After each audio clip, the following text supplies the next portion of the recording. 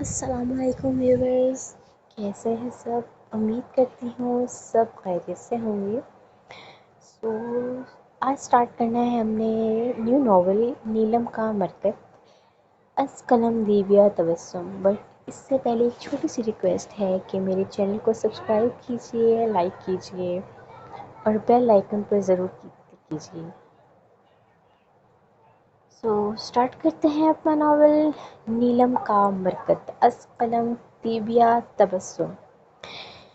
یہ ایک فرضی کہانی ہے جس کا تعلق کہانیوں کی دنیا سے ہے۔ اس کا کوئی واقعہ، کوئی کردار حقیقی نہیں ہے۔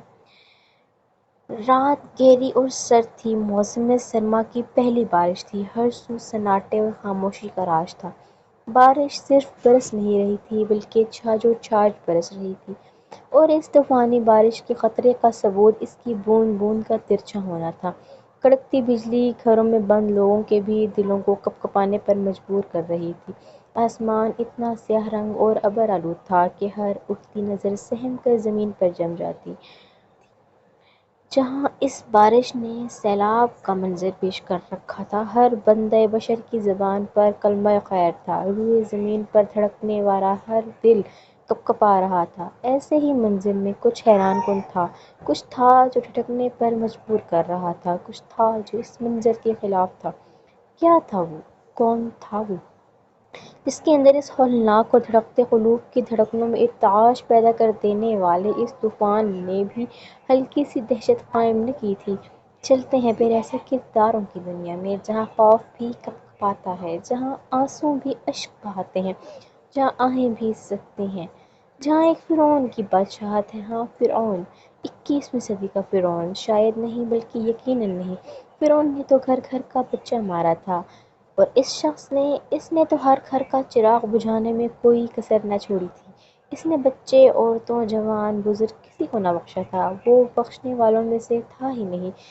اس حساب سے تو یہ شخص فرعون سے بھی بدتر تھا۔ وہ انسان نہیں تھا، وہ خود کو انسان نہیں کہتا تھا، وہ تھا جس کو دیکھ کر چلتے خون کی گردش تھم جائے، جس کو دیکھ کر چلتی نفس رک جائے، جس کو دیکھ کر صرف خوف آئے، دہشت ہو اور روح کپکپا جائے، جس کے بارے میں اس اسلامی جمہوریہ پاکستان کی افواج، پولیس اور خفیہ ادارے بھی ثبوت اکٹھے کرنے میں ناکام رہے تھے، مگر پاکستان کے قانونی اداروں میں بھرتی نوجوان کم ہمت نہیں تھے۔ ہر مشن کی ناکامی پر بھی وہ ہمت ہارنے والوں میں سے نہ تھی۔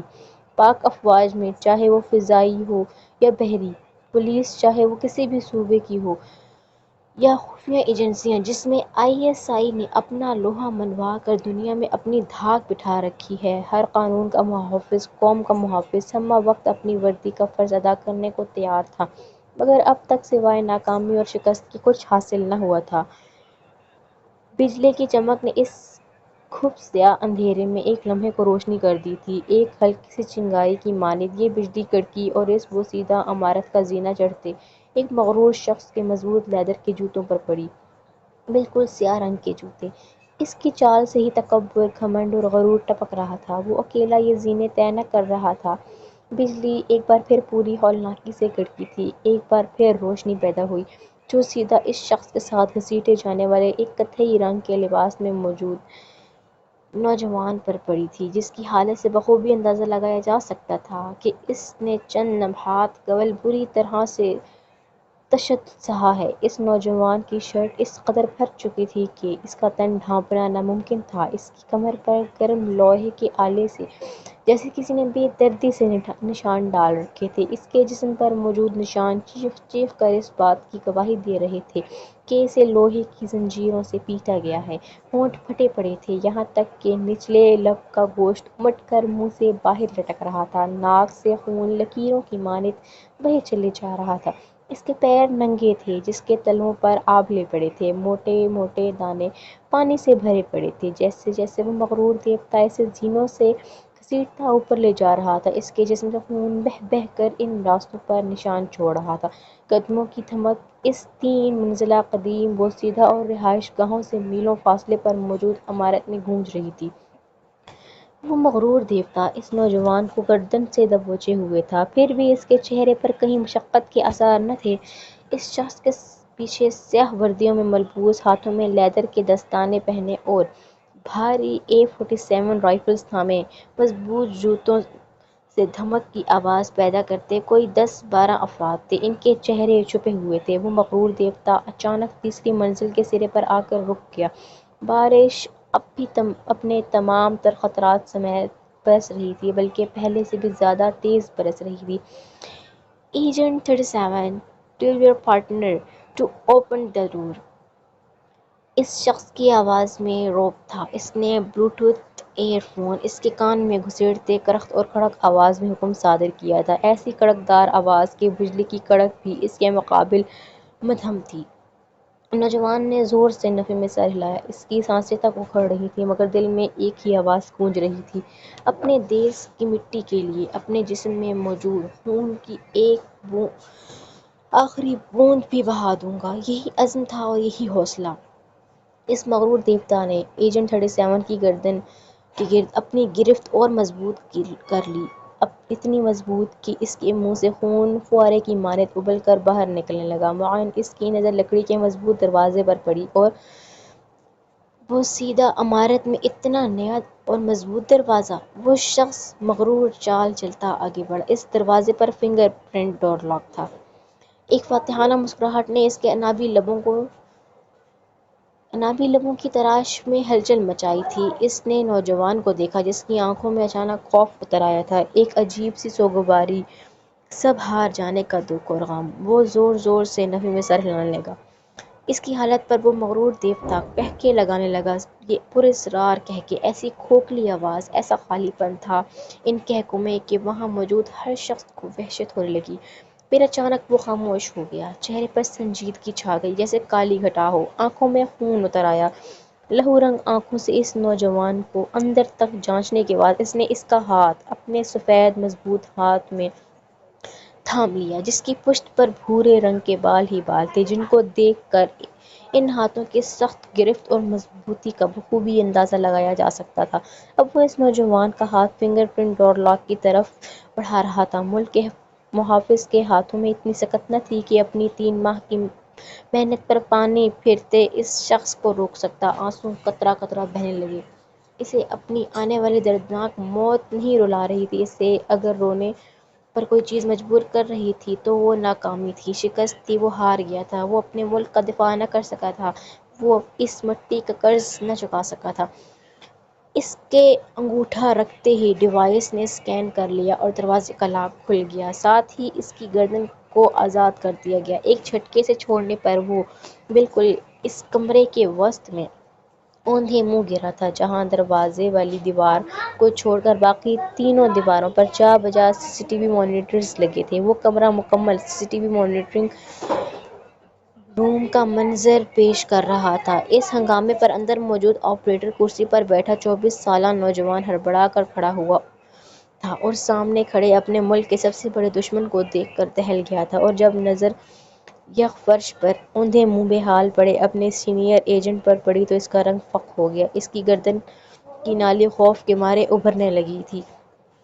اس تیز برسات اور سرد موسم میں بھی اس کو پسینے آنے لگے تھے۔ موت اس کے سر پر کھڑی تھی۔ اس کی گھبراہٹ اور کپکپاہٹ نے سامنے کھڑے پتھریلے تاثرات لیے شخص نے سرد برف جیسی نظروں سے اسے تکا تھا، اور پھر ان CCTV مانیٹرز کو دیکھنے لگا جس پر ایماز پلازا کے تقریباً ہر روم کی فوٹیج موجود تھی۔ اس نے ہاتھ کچھ بلند کیا اور پھر 4 انگلیوں کو ہلا کر اشارہ دیا۔ اس کے پیچھے کھڑے 10-12 اسلحہ بردار اشارہ ملتے ہی شروع ہو گئے۔ فائرنگ کی آواز سے اس بوسیدہ عمارت کی ہر ایک اینٹ لرز گئی تھی۔ موسلادھار بارش کی آواز میں فائرنگ اور بجلی کی کڑکنے کی آواز بھی شامل ہو گئی تھی۔ منظر مزید ہولناک ہو گیا۔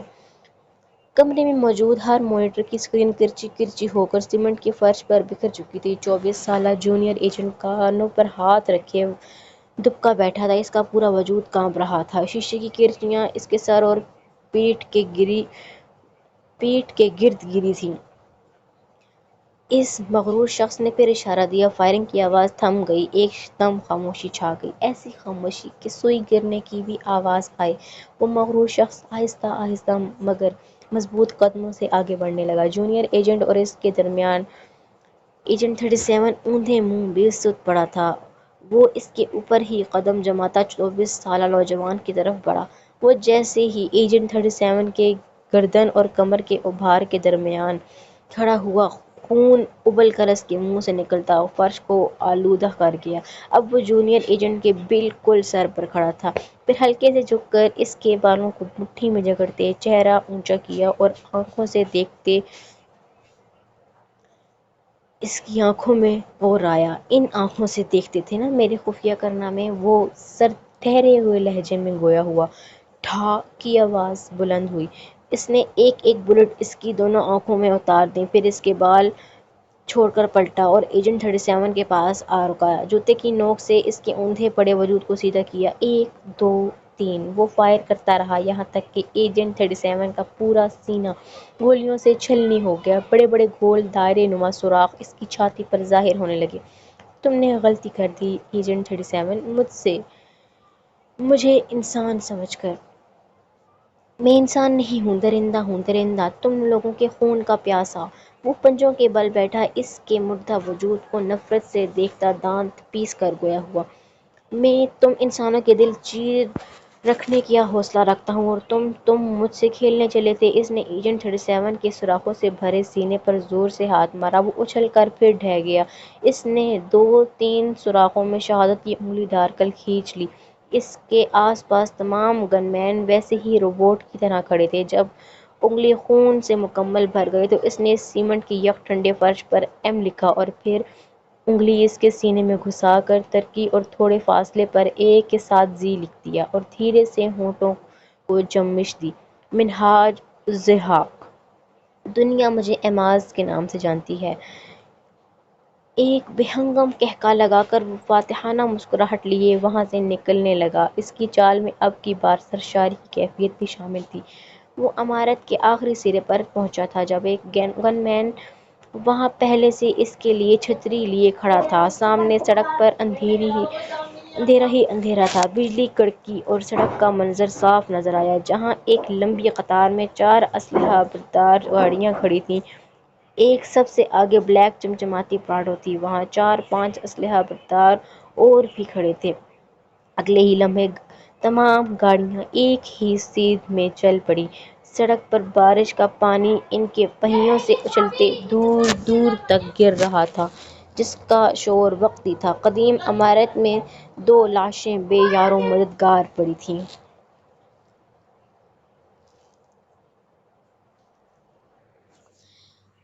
بارش شراب عرش ہے یہ سوچ کر ادم بارش کے سب حرف کو الٹا پی گیا۔ یا الہی خیر ہو میرے مولا، بس اپنی رحمت کی برسا۔ سائقہ نے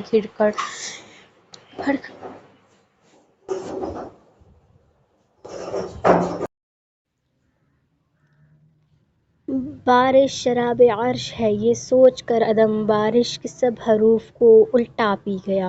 یا الہی خیر ہو میرے مولا، بس اپنی رحمت کی برسا۔ سائقہ نے کھڑ کھڑ کی آواز پیدا کرتے کھڑکی کے دونوں پٹ تھام کر زور سے کھینچتے بند کیے۔ کمرے میں پھیلی LED بلب کی روشنی موسم کی دہشت کو کچھ حد تک کم کر رہی تھی۔ درمیانہ سا کمرہ، جس کی دیواروں پر جا بجا مختلف قسم کے چارٹس اور کارڈز لگے تھے، ایک پوری دیوار عجیب و غریب اقسام کے پتھروں کی تصاویر سے بھری پڑی تھی۔ ایک کونے پر چھوٹا سا بیڈ تھا، اس کے ساتھ والی دیوار کے ساتھ الماری، رائٹنگ ڈیسک اور ایک بک شیلف تھی، جس میں نصف سے زائد اردو ادب بھرا پڑا تھا، اور اس میں بھی زیادہ تر سفر نامے، جن میں ابن نشا کے چلتے ہو تو چین کو چلیے، دنیا گول ہے، نگری نگری پھرا مسافر اور دیگر ادبا کے بھی شامل تھے۔ کچھ اردو کے مشہور ناول پڑے تھے، جن میں اردو ادب کا پہلا ناول ڈپٹی نذیر احمد کا مرات العروس اور عبدالحلیم شرر کے تاریخی ناول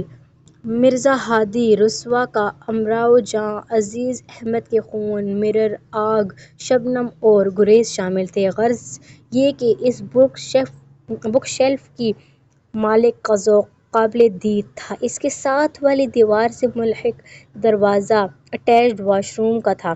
گڑیا اب اٹھ جاؤ۔ بابا جان کھانے پر بلا رہے ہیں، دادو بھی انتظار کر رہی ہیں۔ سائقہ نے چھوٹے سے بیڈ کے وسط میں کمبل میں دبکے وجود کو ہلایا اور خود بھی اس کے برابر آ بیٹھی۔ آپی پلیز ابھی ہمیں نہ اٹھاؤ، ہم نے نہیں کھانا۔ وہ وجود ٹس سے مس نہ ہوا، کمبل ابھی بھی اس کے چہرے پر تھا۔ آپی کی جان برسات تھم چکی ہے اور تم ویسے بھی گھر میں ہو، محفوظ ہو، پھر یہ خوف کیسا؟ سائقہ نے کمبل کے اوپر سے ہی اندازاً اس کا سر تھپتھپایا۔ خوف نہیں تو؟ اس نے ہلکے سے کمبل کو دونوں مٹھیوں میں جکڑ کر سرکایا۔ اس کی گول بادامی ساخت لیے ہلکے سبز رنگ کی آنکھیں جن پر گھنی خمدار سیاہ پلکیں پردہ کیے ہوئی تھیں کمبل سے جھانکنے لگیں۔ اب وہ اٹھ کر اپنے سرہانے بیٹھی سائقہ پر جم گئی تھیں۔ ہم خوفزدہ تو نہیں ہیں؟ آپ تو جانتی ہیں نیلم بہت بہادر ہے۔ اس کی بات پر سائقہ کے ہونٹ ہولے سے مسکرائے۔ اگر خوفزدہ نہیں ہو تو باہر نکلو۔ شاباش حریہ، سائقہ نے کہتے ہوئے کمبل کھینچا۔ اس کی چھوٹی سی لال ہوتی ناک جس میں گولڈ کی نوز پن چمک رہی تھی اب صاف دکھنے لگی تھی۔ نہیں آپی، مت کریں تنگ، ہم نے نہیں جانا باہر۔ وہ وجود پھر سے کمبل کو کھینچنے لگا مگر سائقہ کے ایک اور جھٹکے سے اس کا پورا چہرہ باہر نکل آیا۔ آتشی رنگ کے بھرے بھرے ہونٹ جن کے کنارے کچھ گہرے رنگ کے تھے، روئی جیسے گال بھی گلابی اور لال رنگ کی آمیزش کا حسین امتزاج پیش کر رہے تھے۔ اس کا چاند کی چاندنی کی طرح جگمگاتا رنگ ہر دیکھنے والی آنکھ کو خیرہ کر دینے کی صلاحیت رکھتا تھا۔ ہم تمہاری آپی ہیں گڑیا، اچھے سے جانتے ہیں تم بارش کی بجلی کے کڑکڑانے سے کتنی خوفزدہ ہو جاتی ہو۔ جب تک میں زبردستی گھسیٹ کر ڈائننگ ٹیبل پر نہ لے جاؤں تم کو توفیق نہیں ہوتی کمبل سے نکلنے کی۔ سائقہ نے ایک جھٹکے سے اب پورا کمبل کھینچ لیا تھا۔ آپی، وہ چیختی ہوئی اٹھ بیٹھی۔ اس کے کمر سے بھی نیچے جاتے سنہری رنگ کے گھنگریالے بال پورے وجود کے آس پاس بکھر کر پردہ سا گر گئے تھے۔ بلا شبہ وہ قیامت خیز حسن کی ملکہ تھی۔ ایسا لگتا تھا کہ کائنات کے حسن کا ایک وسیع حصہ قدرت نے اس کے وجود میں منتقل کر دیا۔ صنف مخالف کا کہنا، ہم صنف بھی اس کا حسن دیکھتی ساخت رہ جاتی تھی۔ اے نیلم، چپ کر کیوں چلاتی ہے اپنی ماں جیسی بہن پر؟ دادو نہ جانے کب اپنی لاٹھی تھامے آن وارد ہوئی تھیں۔ اف دادو، میں کب چلا رہی ہوں، اتنے آرام سے تو بولی ہوں، اس نے کھسیانی سی ہو کر کہا۔ ارے شرم کر، اتنی سی تو تھی، دادی نے ہاتھ سے اشارہ کرتے کہا۔ بات مکمل ہونے سے پہلے نیلم اپنی عادت سے مجبور ہو کر پھر بول اٹھی۔ اتنے سے تھے ہم دادو کی طرح ہی اشارہ کرتے جب ماما چل بسیں۔ بابا نے ہماری وجہ سے دوسری شادی نہیں کی اور آپی نے ہمیں ننھے ہاتھوں سے پرورش کر کے آج 17 برس 5 ماہ کا کر دیا۔ اور بھی کچھ کہتی ہیں آپ؟ ہاں یاد آیا، اتنا کچھ کرنے کے بعد بھی تو نے پیار سے بات کرنا نہیں سیکھا۔ دیکھیں دادو، آپ کی لائنز حفظ ہو گئی ہیں۔ نیلم ابرار کو اس نے دادو کو داد وصول کرنے والے انداز میں فرضی کالر جھاڑتے ہوئے کہا، جبکہ دادو کا منہ کھلا کا کھلا رہ گیا۔ دادو چھوڑیں اسے، آپ باہر چلیں، رزق کو اتنا انتظار نہیں کرواتے۔ اور گڑیا تم بھی چلو، سائقہ نے آہستگی سے دادو کو بازو سے تھام کر لے جاتے کہا۔ جب وہ پھر پلٹیں، یہ چگی تبدیل کر کے آنا، توبہ توبہ کیا واہیات لباس پہنتی ہے آج کل کی نوجوان نسل، کوئی سکھائے ان کو تمیز تہذیب؟ ارے عورت کی تو شان ہی مکمل لباس میں ہوتی ہے، دادو تعصب سے کہتی، ایک ملامتی نظر بیبی پنک کلر کی نائٹ ڈریس میں ملبوس لاپرواہ سی نیلم پر ڈالتی ہڑبڑاتی ہوئی کمرے سے نکل گئیں۔ پورا لباس، ہم کہاں سے ننگے ہو رہے ہیں؟ اس نے دادو کی نقل اتارتے آخر میں اپنے مکمل آستینوں کے سوٹ کو دیکھتے ناگواری سے کہا۔ دفع کرو، ابھی تو تبدیل کرنا پڑے گا ورنہ پوری رات دادو کا لیکچر۔ وہ بڑبڑاتی ہوئی الماری کھولنے لگی جس میں کچھ کپڑے نفاست سے تہہ لگائے رکھے تھے تو کچھ استری شدہ ہینگ کیے ہوئے تھے۔ یہ سب سائقہ کا ہی کام سوگڑ پن تھا۔ اپنے لیے مناسب آرام دہ لباس منتخب کر کے وہ اٹیچڈ واش روم میں گھس گئی۔ ایجنٹ 37 ہمارا تیسرا ساتھی تھا جس نے اس مشن کے لیے جان کی بازی لگا دی، اپنی حیات کی قربانی، اپنے وطن کی مٹی کے لیے خون بہا دیا ہے اس نے۔ وہ بھی ناکام ٹھہرا۔ ایک اور چراغ، ایک روشن دیا بجھ گیا ہو۔ ہوا مخالف سمت میں پھر چل پڑی ہے۔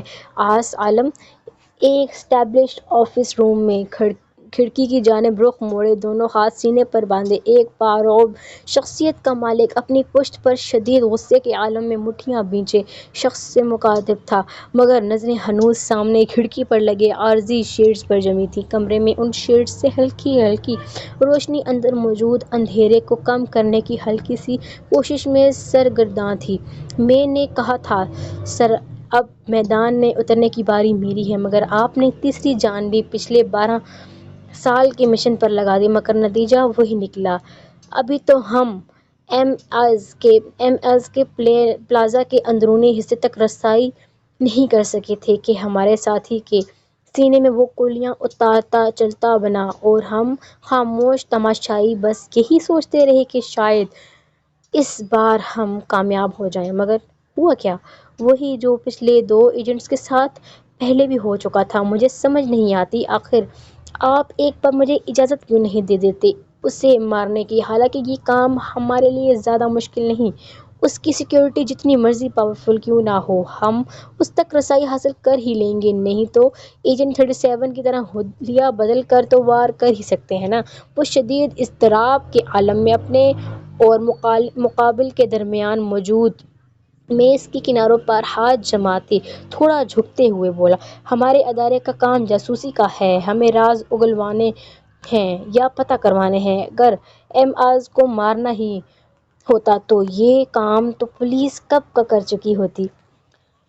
اس کے لیے آرمی کو ہمارے سہارے کی ضرورت نہیں تھی آس، اور یہ بات تم بھی جانتے ہو کہ جیسے ہی ایم آز نے آخری سانس لیا سارے راز اس کے ساتھ ہی دفن ہو جائیں گے اور ہم ہاتھ ملتے رہ جائیں گے۔ سوالات بھی ویسے ہی بغیر جوابات حاصل کیے ہمارے منہ پر طمانچہ مارنے لگیں گے۔ پاکستان کی جامعات کالجز تک ڈرگز، ہیروئن، کوکین، آئسی منشیات کیسے پہنچتی ہیں؟ تمہیں پتہ ہے پچھلے 10 سال میں 60,000 افراد دہشت گردی، جبکہ اس سے 4 گنا زیادہ افراد ہر سال منشیات کے استعمال کے باعث اپنی جانوں سے ہاتھ دھو بیٹھتے ہیں۔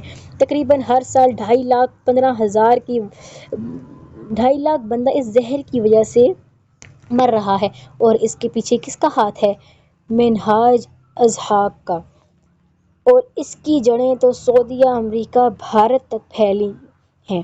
کچھ دن قبل ایک منشیات کے اسمگلر کو سعودیہ میں پکڑے جانے پر 22 لاکھ جرمانے کے ساتھ عمر قید کی سزا سنائی گئی، مگر اس نے اپنی جڑوں کا ذکر تک نہیں کیا۔ اس کی پشت پناہی کس نے کی؟ ایم آز نے، مگر نام تک نہ آیا اس کا۔ کیوں؟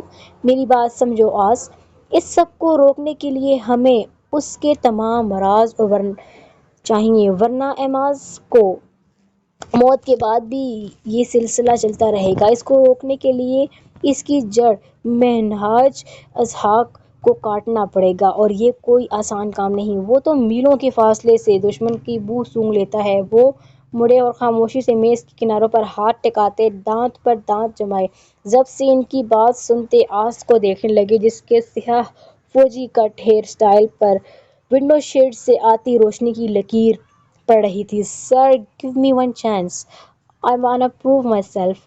سر مجھے ایک موقع دیں، میں اپنے آپ کو ثابت کرنا چاہتا ہوں۔ وہ کچھ لمحے کا توقف کرنے کے بعد ایک عزم سے سر اٹھائے ٹھوس لہجے میں بولا، ہاتھ ہنوز میز کے کناروں پر ہی ٹکے تھے، میں تیسری بار بھی تم سے معذرت کرنے کے سوا کچھ نہیں کر سکتا۔ وہ تحمل سے چیر گھسیٹ کر بیٹھتے گویا ہوئے آس کا چہرہ بالکل ان کے مقابل آ گیا، جس کے ماتھے پر بے شمار شکنوں کا جال بنا ہوا تھا۔ کیوں؟ آخر آپ میرے ساتھ یہ ناانصافی کر رہے ہیں؟ آخر آپ کیا ثابت کرنا چاہتے ہیں کہ وہ جو 2010 میں دنیا کی بہترین خفیہ ایجنسیوں میں پہلے نمبر پر آئی، جس نے اسرائیل کی موساد، آئی ایس آئی، برطانیہ کی MI6، امریکہ کی CIA، چین کی MSS جرمنی کی BND، روس کی FSB، فرانس کی DGSI، بھارت کی RA، آسٹریلیا کی AIS کو پیچھے چھوڑ دیا۔ وہ ایک آز کو نہیں پکڑ سکتی۔ اس کا لہجہ جرح کرتا ہوا تھا، جو صرف پاکستان کی ہی نہیں بلکہ عالم اسلام کے ملکوں کی ISI نہیں۔ آج میں یہ کہنا چاہتا ہوں کہ وہ انٹرنل سیکیورٹی کو ٹریننگ دینے والی ایجنسی ہے۔ سعودی عرب، سیریا، جارڈن اور مصر کی انٹیلیجنس ایک اسمگلر اور دہشت گرد کے بارے میں معلوم نہیں کر پا رہی۔ ISI ایجنسیوں کو ٹریننگ دینے والی، حالانکہ ایماز کے پاس سعودیہ کی نیشنلٹی بھی ہے، وہ 10 سال سے زائد عرصہ سعودیہ میں رہ چکا ہے۔ اس طرح ادھر کی سرزمین پر بھی اس کے قدم جم چکے ہیں، مگر سعودیہ ریاست جڑوں تک پہنچنے کے بجائے شاخیں توڑ رہی ہے، اور میں یہ بے وقوفی نہیں کر سکتا۔ میں اس ایجنسی کا سربراہ ہوں، تم مجھ سے جرح نہیں کر سکتے عالم۔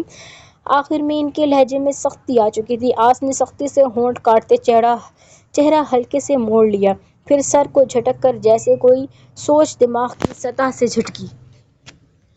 سر، آپ یہ مشن میرے حوالے کر دیں، میں کوشش کرنا چاہتا ہوں۔ مجھے سمجھ نہیں آ رہا، آخر آپ جونیئرز کو موقع دے چکے ہیں، مگر مجھے کیوں روک رہے ہیں؟ وہ جھنجھلاتے ہوئے بولا۔ تم مجھے بے خبر سمجھتے ہو آس، مگر میں باخبر ہوں تمہاری اس ضد اور گزارش کے راز سے۔ ملک کی آڑ میں اپنی دشمنی نکالنا چاہتے ہو۔ ان کے کاٹ تار لہجے پر اس کے دماغ کی رگیں تن گئیں، مٹھیاں اتنی زور سے بھنچ لیں کہ گندمی رنگت والے مضبوط بازوؤں کی نسیں ابھر کر نظر آنے لگیں۔ آپ الزام تراشی کر رہے ہیں۔ جب سے بولنے کی کوشش میں بھی اس کی آواز میں ہلکی سی گراہٹ نمایاں تھی۔ ہوٹل میں جو ٹرک کے ذریعے میرٹھ الزام تراشی 20 ستمبر 2008 میں اسلام آباد کے بلاسٹ ہوا تھا، اس میں جاں بحق ہونے والے 55 افراد میں تمہارے والد بھی شامل تھے۔ پولیس نے 3 افراد کو اغوا کیا، مگر کوئی ثبوت ان کے خلاف نہ ملنے پر چھوڑ دیا گیا۔ ایسے میں ایک بندہ ایماز کی گینگ کا تھا، جس کو بعد میں PIA کی لندن جانے والی پرواز میں 20 کلو ہیروئن کے ساتھ پکڑ لیا گیا تھا، جس سے ایماز پر تمہیں صاف یقین ہو گیا، اور تم نے اپنے ماں باپ کی موت کے بعد سے ہی آرمی جوائن کی اور پھر پچھلے کا حصہ بن گئے تاکہ دہشت گردی کا خاتمہ کر سکو اور ایماز سے اپنے والدین کی موت کا ISI 5 سال میں بدلہ لے سکو۔ 19-20 کے فرق کے علاوہ تمام حقیقت ہے۔ I'm right؟ وہ اطمینان سے دونوں ہاتھوں کی انگلیوں کو ایک دوسرے میں پھنسائے اس کے فق ہوتے چہرے کو دیکھتے بولے۔ وہ صرف میرے والدین کا ہی نہیں، نہ جانے کتنوں کے والدین کا، بیوی بچوں کا قتل ہے۔ جب تک اس کا گریبان میرے ہاتھوں میں نہیں آ جاتا، میں سکون سے نہیں بیٹھوں گا۔ اس کی آواز تیز ہو گئی، ساتھ ہی غصے سے لکڑی کی میز پر لگے چوڑے شیشے پر مکہ رسید کر کے غصہ نکالا۔ اس کے خون میں شرارے دوڑنے لگے تھے۔ یہی اس کی جذباتیت کی بنا پر میں تمہیں انکار کرتا رہا ہوں۔ آج تمہارا یہ رویہ تو فوراً ایماز پر سائے راز منکشف کر دے گا، اور تم نہ صرف اپنی جان سے جاؤ گے بلکہ اپنے ساتھ جڑے تمام راز بھی اسی جذباتیت میں اگل دو گے۔ وہ برہم ہوئے تھے۔ میں اپنی دشمنی کے لیے نہیں کر رہا یہ سب، میں اپنے ملک کے دفاع کے لیے کرنا چاہتا ہوں۔ آخری بار درخواست کر رہا ہوں، پلیز سر۔ اس نے ملتجی لہجہ اپنایا۔ ہوں، ہنکار بھرا۔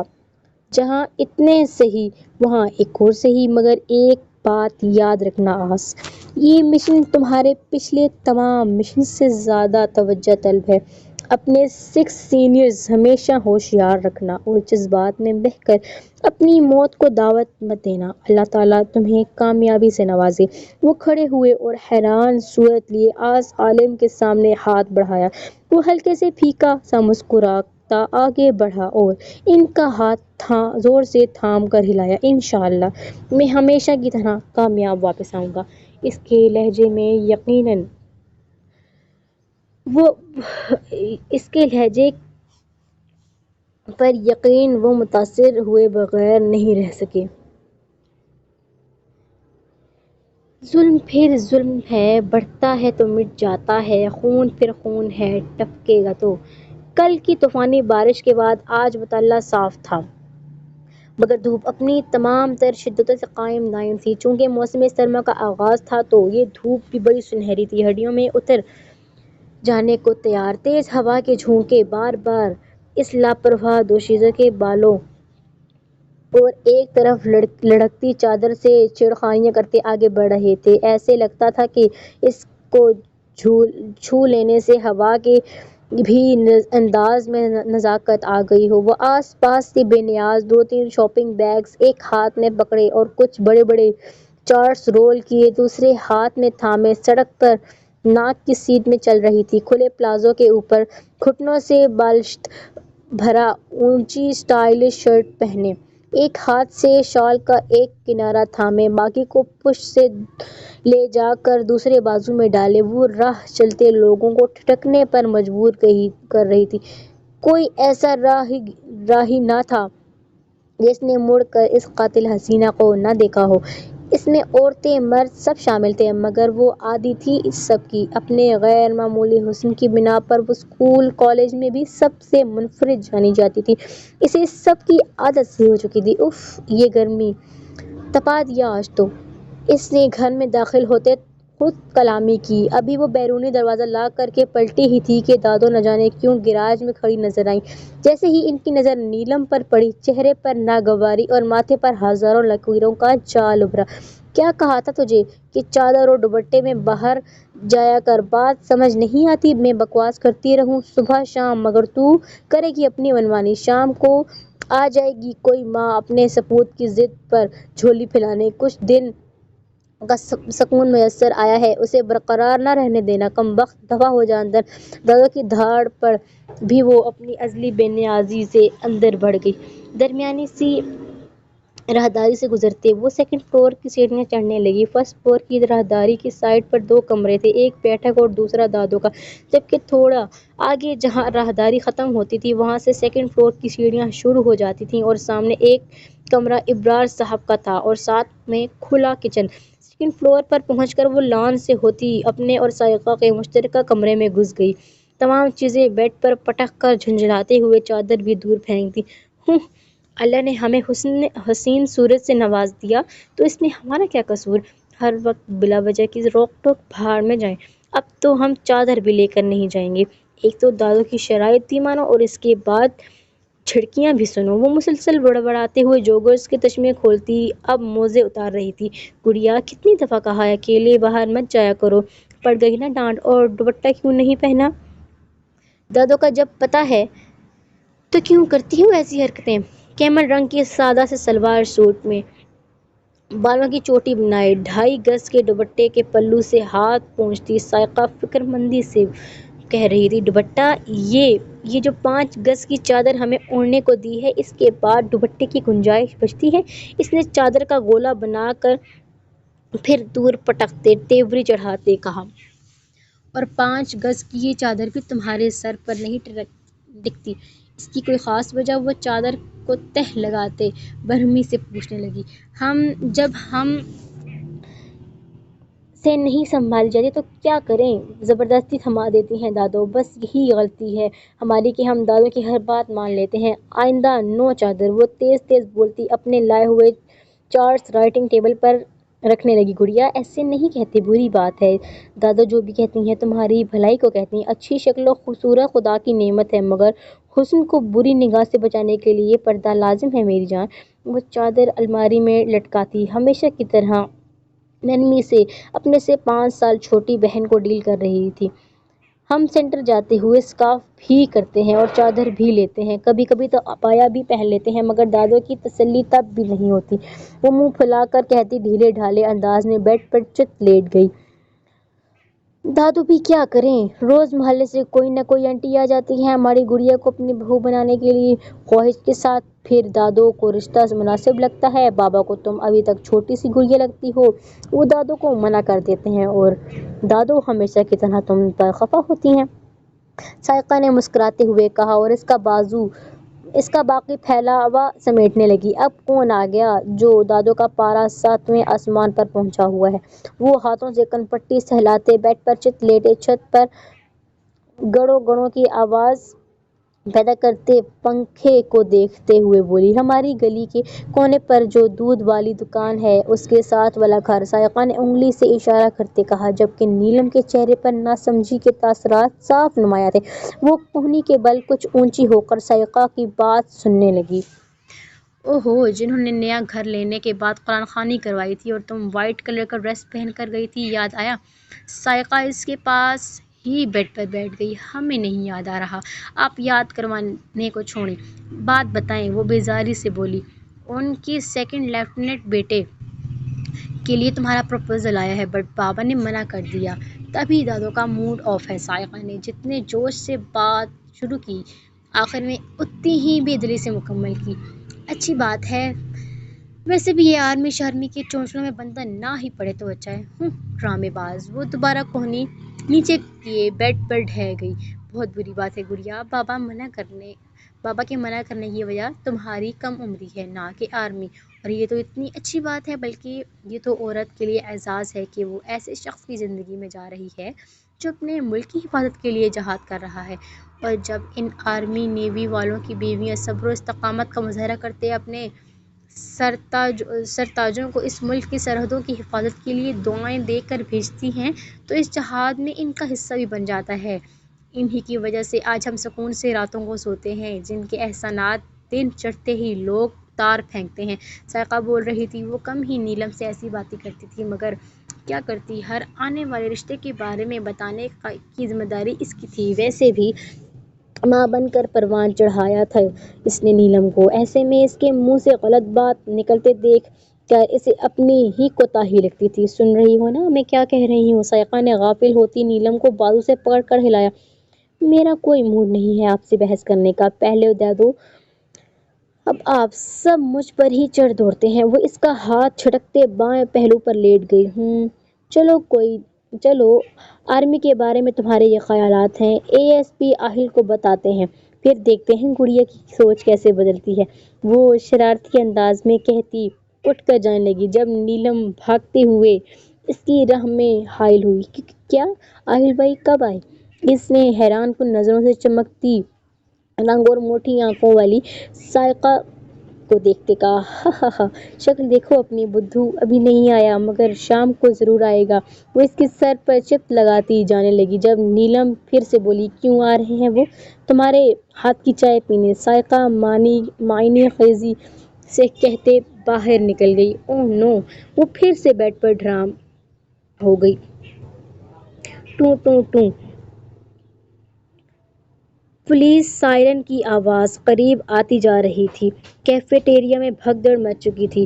یہ جگہ کراچی کے شہر کی ایک مشہور جامعہ کے سامنے کا مین روڈ تھا، جہاں 15-20 پولیس کی گاڑیاں آگے پیچھے سائرن بجاتی تیزی سے اندر داخل ہو رہی تھیں۔ صرف چند سیکنڈز لگے ہوں گے، تمام طلباء کے باہر نکلنے پر پابندی لگا دی گئی۔ پولیس اہلکار ٹولیوں کی صورت اسلحے سے لیس گاڑیوں سے چھلانگیں مارتے مین روڈ پر اترنے لگے۔ ان کے مضبوط جوتوں سے پیدا ہونے والا شور دور دور تک سنا جا سکتا تھا۔ پل بھر میں پورے علاقے کو سیل کر دیا گیا۔ پولیس کی بھاری نفری جامعہ کے اندر تعینات کر دی گئی۔ طلباء کو کلاسز کے اندر جانے اور باہر نکلنے کی اجازت نہیں تھی۔ آدھے پولیس اہلکار نے جامعہ کے گرد ڈیرا ڈال رکھا تھا اور آدھی پولیس جامعہ کے بالکل سامنے بنے کیفیٹیریا میں گھس گئی۔ کیفیٹیریا کے پچھلے حصے میں ایک تنگ سی گلی تھی، جس کے اندر ایک گول سیڑھیاں چڑھنے سے کیفیٹیریا کی دوسری منزل کا ایک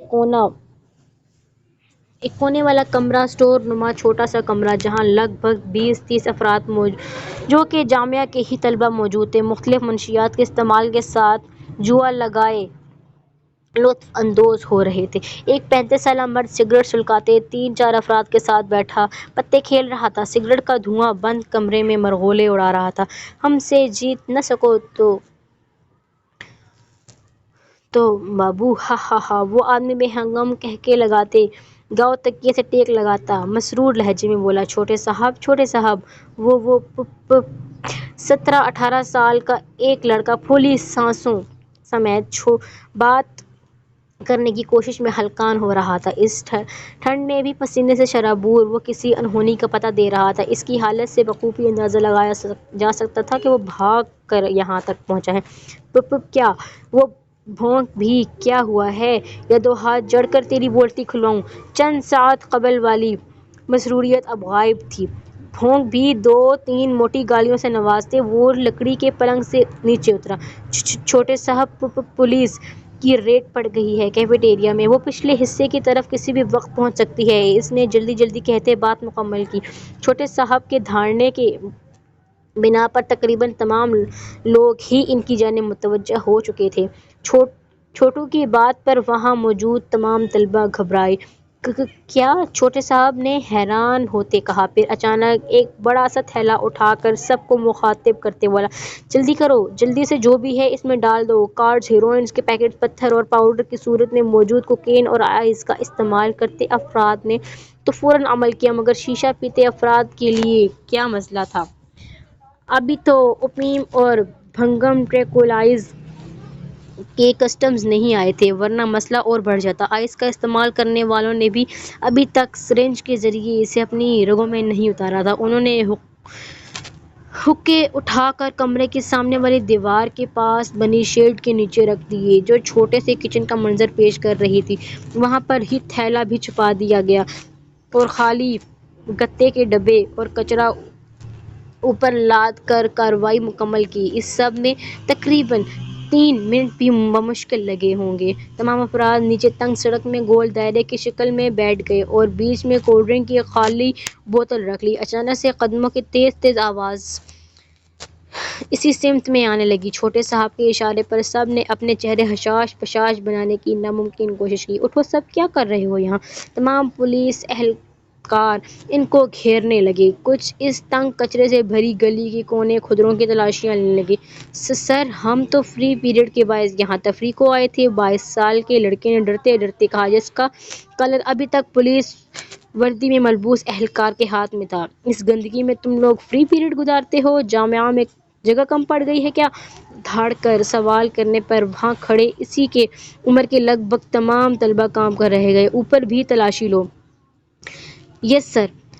دھڑ دھڑ کی آواز سے 7-8 پولیس اہلکار گول گول سیڑھیاں چڑھتے دوسری منزل پر بنے کمرے میں گھس گئے، جہاں جگہ جگہ ریپرز، پلاسٹک کی تھیلیاں، خالی بوتلیں، ٹوٹی پھوٹی پرانی کرسیاں اور ایک لکڑی کا تخت پڑا تھا۔ اندھیرا ہی اندھیرا، روشنی کی چند لکیریں ایک روشن دان سے آ رہی تھیں، مگر ناکافی معلوم ہو رہی تھیں۔ کچھ ملا؟